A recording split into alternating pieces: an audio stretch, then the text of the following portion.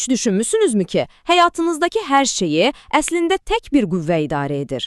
Bu qüvvə sizin zehni fokusunuzdur və bugün biz məhz onun o inanılmaz yaradıcı gücündən danışacağıq. Bir dəqiqə, həyatımda heç bir şey nəzarətimdən kənar deyil. Yəqin ki, çoxunuz indi deyirsiniz ki, bu nə cür cümlədir? Axı bu mümkün deyil. Bilirəm, ilk baxışdan çox iddialı, hətta absurd səslənir. Amma gəlin bir anlıq dayanaq və bu fikrin dərinliyinə varmağa çalışaq. Bütün bu söhbətimizin açarı məhz bu cümlədə gizlənir. Yaxşı sual yaranır. Bu sadəcə növbəti bir motivasiya şüarıdır, yoxsa bunun arxasında həqiqətən də işləyən dərin bir mexanizm var? Gəlin bu cəsarətli iddianın pərdə arxasına baxaq və görək bu sadə bir həqiqətdir, yoxsa boş bir vəd. Sizi necə bir yol gözləyir? Baxın, əvvəlcə biraz narahat edici bir həqiqətlə üzləşəcəyik. Sonra zehnimizin o gizli əmrlərini necə verdiyini anlayacağıq. Bir insanın həyatındakı o möhtəşəm dönüş nöqtəsinə baxacağıq.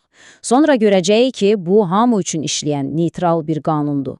Və ən sonda bütün bu bilikləri real həyatda sınamaq üçün sizə 7 günlük bir çağırış təqdim edəcəyəm. Yaxşı, gəlin birbaşa məsələnin özünə keçək. O narahat edici həqiqətə, hər şeyin bizim nəzarətimizdə olması fikri. Etiraf edək ki, bu çoxumuza qəribə gəlir.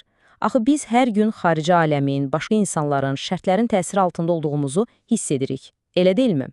Özümüzü bəzən qurban kimi görürük. Amma gəlin görək, əslində nə baş verir? Baxın, fərq budur. Bizim gündəlik ötəri düşüncələrimiz, arzularımız var. Kaş ki belə olaydı deyirik. Amma bir də var davamlı fokus. Yəni, zehnimizin dərinliklərində israrla təkrar üzərinə qayıtdığımız o dominant düşüncələr. Həyat bizim sadəcə istəyirəm deməyimizə reaksiya vermir. Həyat bizim zehni olaraq israr etdiyimiz şeyə cavab verir. Bütün nəticələri yaradan məhz bu davamlı fokusdur. Yaxşı, bəs bu necə olur? Fokusumuz niyə bu qədər gücə malikdir? Gəlin zehnimizin o gizli əmrlər mərkəzinə başvuraq. Çünki bizim fokusumuz əslində hər şeyi idarə edən gizli bir komandirdir. Baxın, fokus dediyimiz şey passiv bir şey deyil. Yəni, o sadəcə başımızdan gəlib keçən bir düşüncə deyil, əsla. O, aktiv, yaradıcı bir qüvvədir. Hər saniyə, hər an sizin reallığınızı formalaşdıran bir heykəltəraş kimidir. Biz elə bilirik ki, həyata reaksiya veririk. Amma əslində biz onu yaradırıq. Bu cədvəl yəqin ki, çoxumuza tanış gələcək. Baxın, dilimizdə nə deyirik, amma beynimizin içində əslində nəyə fokuslanırıq? Deyirik ki, mən firavanlıq istəyirəm, amma bütün gün beynimizdə nə qədər borcum var fikri fırlanır. Uğurlu olmaq istəyirəm deyirik, amma daxilimizdəki səs pıçıldayır ki, mən uğursuz olmaqdan qorxuram. Bax, əsas problem bu daxili müharibədir. Və bilirsiniz nədir? Bu davamlı negativ düşüncə sadəcə pis bir vərdiş deyil, əsla. Bu, ondan qat-qat ciddidir. Bu, sizin kainata təkrar göndərdiyiniz bir əmrdir. Siz hər dəfə qorxularınıza, çatışmazlıqlara fokuslananda, əslində mənə bundan daha çox ver və ya sifariş göndərirsiniz. Yaxşı, bu qədər nəzəriyyəm. Bəs real həyat? Real həyatda bu həqiqətən işləyirmi? İndi gəlin bir insanın həyatındakı o kritik dönüş nöqtəsinə baxaq və görək bu prinsiplər onun həyatını necə sıfırdan dəyişdi.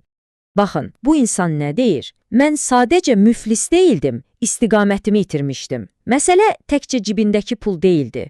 Əsas problem daxildə idi. O, zehni olaraq özünü kiçik bir kimliyə həbs etmişdi və təbii ki, xarici dünya da ona məhz bu kiçik kimliyin reallığını yaşadırdı. Və sonra o aydınlanma anı gəldi. O anladı ki, xarici dünyası, yaşadığı bütün çətinliklər, illər boyu beynini qıdalandırdığı o negativ hekayənin mükəmməl bir əksidir.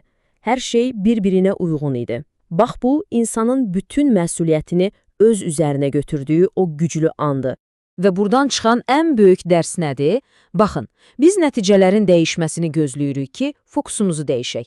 Deyirik ki, pul gəlsin, özümü varlı hiss edim. Amma qanun tam tərsinə işləyir. Siz əvvəlcə fokusunuzu dəyişirsiniz ki, o nəticələr ümumiyyətlə mövcud ola bilsin. Dəyişim içəridən başlamalıdır.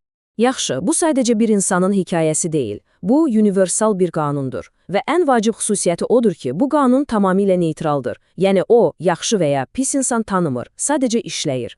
Gəlin müsbət bir nümunəyə baxaq. Məsələn, Oprah Winfrey. Onun keçmişinə baxanda, o, bütün həyatı boyu qurban rolunu oynaya bilərdi. Amma o, nə etdi? O çətin keçmişinə fokuslanmadı. Əksinə, zehni olaraq reallığından qat-qat böyük bir kimlik yaratdı. Hələ heç kim onun kim olduğunu bilməyəndə, o öz beynində artıq o insan idi. Və kainat nə etdi? Onun bu daxili israrına cavab verdi.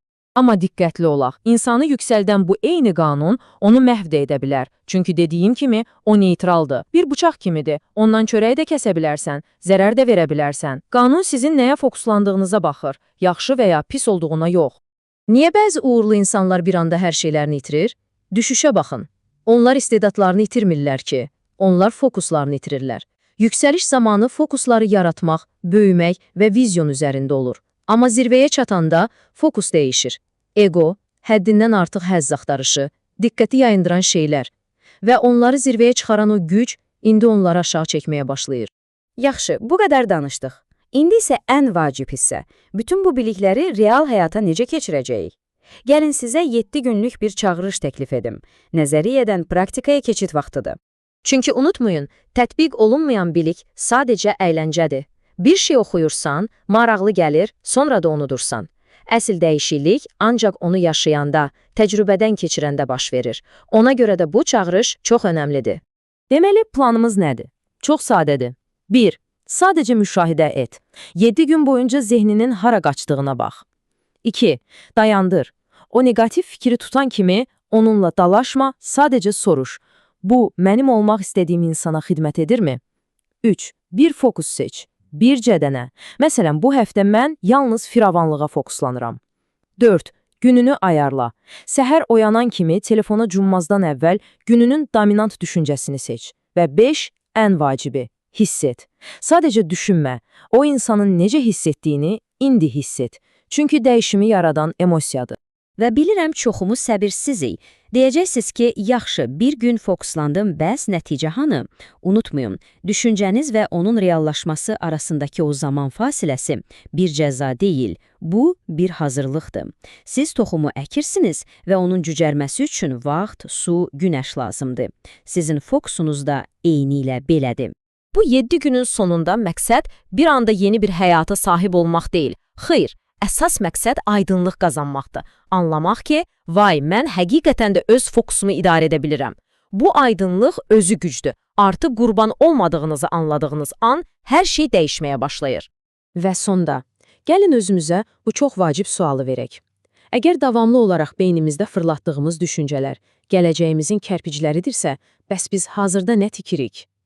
Bir saray, yoxsa bir xaraba? Bu sualın cavabı yalnız və yalnız sizin özünüzdədir.